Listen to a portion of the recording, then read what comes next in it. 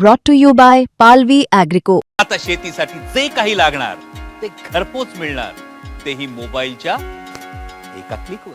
मुंबई उच्च न्यायालयाच्या नागपूर खंडपीठाकडनं एक महत्त्वाचा निर्णय आज देण्यात आलेला आहे. खरं तर आज सकाळपासून स्थानिक स्वराज्य संस्थांच्या निवडणुका पार पडत होत्या. नगर परिषदा असतील यांच्यासाठी निवडणुका होत होत्या. मतदान सुरू असताना दुपारच्या सुमारास एक निकाल आला आणि या निकालानंतर आता सगळंच चित्र पालटून गेलेलं आहे. हा निकाल काय होता? तर हा निकाल होता की आता ज्या निवडणुका होत आहेत या सगळ्यांचे निकाल हे 21 डिसेंबरलाच लागणार आहेत.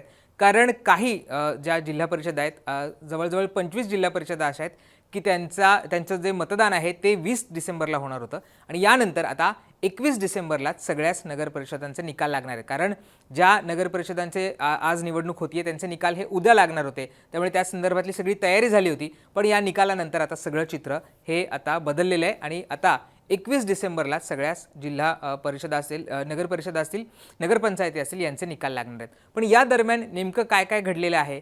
5 अशा आपल्याला तारखा समजून घ्यायच्या आहेत, 5 असे निकाल समजून घ्यायचे आहेत की ज्याच्यामुळे ही निवडणूक पूर्ण पालटून गेलेली आहे आणि विरोधकांनी सत्ताधाऱ्यांनी सुद्धा या सगळ्या प्रोसिजरवर काय म्हटलेलं आहे हे आपल्याला समजावून घ्यायचं आहे. आता मी तुम्हाला काही तारखा सांगणार आहे, त्या तारखा आपल्याला लक्षात ठेवाव्या लागतील कारण या तारखांमुळेच हे जे आत्ताचं चित्र आहे ते बदललेलं आहे. पहिली तारीख होती ती सप्टेंबरमधली. सप्टेंबर 2025मध्ये सर्वोच्च न्यायालयाने एक आदेश दिला होता. तुम्हाला सगळ्यांनाच माहिती आहे की गेले अनेक वर्ष स्थानिक स्वराज्य संस्थांच्या निवडणुका ह्या काही झालेल्या नव्हत्या. त्यासाठी वेगवेगळी कारणं होती. ओबीसींच्या आरक्षणाचा सगळा मुद्दा हा पेच प्रसंग निर्माण झाला होता आणि यामुळे या निवडणुका रखडल्या होत्या. सप्टेंबर 2025मध्ये सर्वोच्च न्यायालयाने एक आदेश दिला आणि त्याच्यामध्ये असं सांगितलं होतं की 31 डिसेंबरच्या आतमध्येच सगळ्या स्थानिक स्वराज्य संस्थांच्या निवडणुका या घ्यायच्या होत्या. याआधीसुद्धा मेमध्ये सुद्धा सर्वोच्च न्यायालयाने एक निकाल दिला होता आणि सांगितलं होतं की पुढच्या 4 महिन्यामध्ये तुम्ही निवडणुका घ्या. पण या पुढच्या 4 महिन्यामध्ये निवडणुका घेण्यात आल्या नाही आणि त्यानंतर पुन्हा एकदा न्यायालयामध्ये सांगण्यात आलं होतं की आम्हाला वेळ वाढवून हवी आहे आणि त्यानंतर न्यायालयाने 31 जानेवारीपर्यंतची मुदत दिली होती आणि 31 जानेवारीच्या आत सगळ्या स्थानिक स्वराज्य संस्थांच्या निवडणुका घ्या असं सांगण्यात आलं होतं. आणि यामध्ये पूर्वीमध्ये 2017मध्ये जशा पद्धतीनं निवडणुका झाल्या होत्या आणि जशा पद्धतीनं आरक्षण होतं त्याच पद्धतीनं हे आरक्षण लागू करावं असे सुद्धा आदेश देण्यात आले होते. त्यानंतर आपण जर बघितलं तर 4 नोव्हेंबरला निवडणूक आयोगाची पत्रकार परिषद झाली आणि त्याच्यामध्ये स्थानिक स्वराज्य संस्थांच्या निवडणुकांची घोषणा करण्यात आली होती. त्याच्यामध्ये 2 डिसेंबरला निवडणुका होतील, म्हणजे आज या निवडणुका होतील आणि उद्या या सगळ्या निवडणुकांचा निकाल लागेल असं सांगण्यात आलं होतं. यामध्ये 246 नगर परिषदा आणि 42 नगर पंचायतींचा समावेश होता. यामध्ये आता यानंतर काही महत्त्वाच्या तारखा आहेत. या तारखांमुळे पुढे अनेक बदल झालेले आहेत, अनेक गोष्टी घडल्या आहेत, हे सुद्धा आपल्याला समजावून घ्यायचं आहे. यामधली पहिली तारीख होती ती म्हणजे 10 नोव्हेंबर. 10 नोव्हेंबर ही अर्ज दाखल करण्याची तारीख होती, म्हणजे 10 नोव्हेंबरपासून अर्ज दाखल करता येणार होते. 17 नोव्हेंबरला अर्ज दाखल करण्याची अंतिम मुदत होती. 18 नोव्हेंबर ही अर्जांच्या छाननीची शेवटची मुदत होती. अपील नसलेल्या ठिकाणी अर्ज मागे घेण्याची मुदत ही 21 नोव्हेंबर होती आणि अपील असलेल्या ठिकाणी अर्जाची अंतिम मुदत होती 25 नोव्हेंबर. ह्या तारखा होत्या. याच्यामध्ये जे इच्छुक होते किंवा जे उमेदवार आहेत त्यांनी अर्ज दाखल करायचे होते किंवा अर्ज मागे करायचे होते. आता 25 नोव्हेंबर ही अपील असलेल्या ठिकाणी जे अर्ज आहेत ते अंतिम त्याची मुदत होती. यानंतर काही जे उमेदवार आहेत ते कोर्टामध्ये गेले होते. खास करून बारामतीमधले काही उमेदवार होते, त्यांनी ह्या सगळ्या प्रक्रियेवर आक्षेप नोंदवला होता आणि ज्या पद्धतीनं हे निवडणूक कार्यक्रम राबवला गेलेला आहे किंवा अनेक ठिकाणचे जे निवडणूक अधिकारी आहेत यांनी जे अपिलामध्ये गेले होते उमेदवार किंवा ज्यांनी काही तक्रारी दाखल केल्या होत्या त्याच्यावर योग्य सुनावणी घेतली नाही असं त्यांचं म्हणणं होतं. आता याच्यामध्ये काय झालं होतं हे आपल्याला समजावून घ्यायला लागेल. यामध्ये निवडणूक अधिकाऱ्यांनी योग्य कार्यवाही केली नाही, हरकतींवर योग्य सुनावणी घेतली नाही आणि इतर तक्रारी या सगळ्या जे अर्जदार आहेत त्यांनी केल्या होत्या. त्याच्यामध्ये काय झालं होतं तर निवडणूक नियमावलीतील तरतूद 17(1)(ब) नुसार न्यायालयाचा निकाल आल्यानंतर उमेदवाराला अर्ज माघारी व चिन्ह वाटपासाठी वैधानिक वेळ देणे आवश्यक असते. हा नियम आहे, हा कायदा आहे. यावेळी न्यायालयाचा निकाल उशिरा आल्याने नियोजित वेळेत निवडणुका घेता आल्या नाहीत. निवडणुका घेता आल्या असत्या तर संबंधित उमेदवारांवर अन्याय झाला असता. म्हणजे काही हरकती नोंदवल्या होत्या, काही आक्षेप नोंदवण्यात आले होते आणि त्या आक्षेपांवर सुनावणी घेणं हे कायद्याने बंधनकारक आहेत. पण जर त्याच्या आधीच जर निवडणुका घेण्यात आल्या असत्या तर जे उमेदवार आहेत ज्यांनी अपील केले आहे त्यांच्यावर अन्याय झाला असता आणि त्यामुळेच निवडणुका पुढे ढकलणं हे अपरिहार्य होतं, यामधनं समोर आलं होतं. अशा परिस्थितीत पुढे संपूर्ण निवडणूकच न्यायालयामध्ये अवैध ठरू शकली असते. म्हणजे काही जे उमेदवार आहेत ते न्यायालयात गेलेले आहेत, न्यायालयीन प्रक्रिया सुरू आहे, काही ठिकाणची सुनावणी व्हायची आहे. असं असताना जर निवडणुका घेतल्या असत्या आणि जर तिथे निवडणुका पार पडल्या असत्या आणि न्यायालयाचा निकाल जर या सगळ्याच्या विरोधात आला असता तर तिथली संपूर्ण निवडणूकच न्यायालयाने कदाचित अवैध ठरवली असती किंवा ती रद्द करू शकला असता आणि अशा वेळी मग पुन्हा एकदा त्या सगळ्या ठिकाणी निवडणुका घ्याव्या लागल्या असत्या। या सगळ्या गोष्टी आणि ही नामुष्की टाळण्यासाठी, प्रक्रिया कायदेशीरदृष्ट्या निर्विघ्न ठेवण्यासाठी निवडणुका स्थगित करण्याचा निर्णय हा निवडणूक आयोगाकडून घेण्यात आला होता।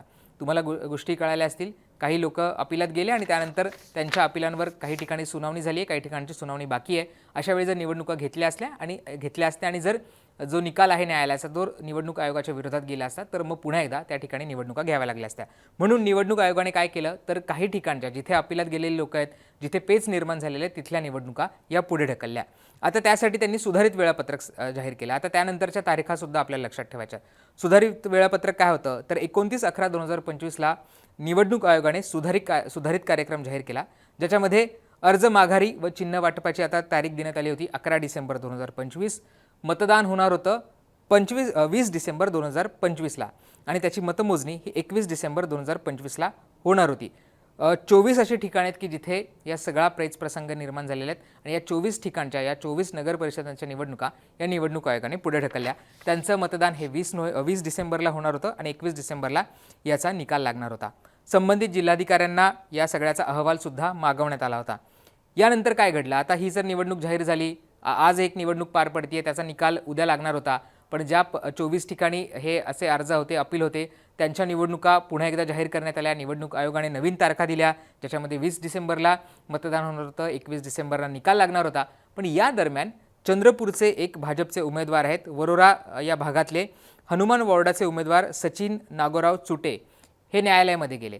त्यांनी जे नागपूरचं खंडपीठ आहे उच्च न्यायालयाचं त्याच्यामध्ये अर्ज दाखल केला आणि त्यांचं असं म्हणणं होतं की काही नगरपरिषदांबाबत न्यायालयीन प्रक्रिया प्रलंबित असल्याने 24 नगरपरिषदांचं मतदान प्रक्रिया ही पुढे ढकलल्या आहेत।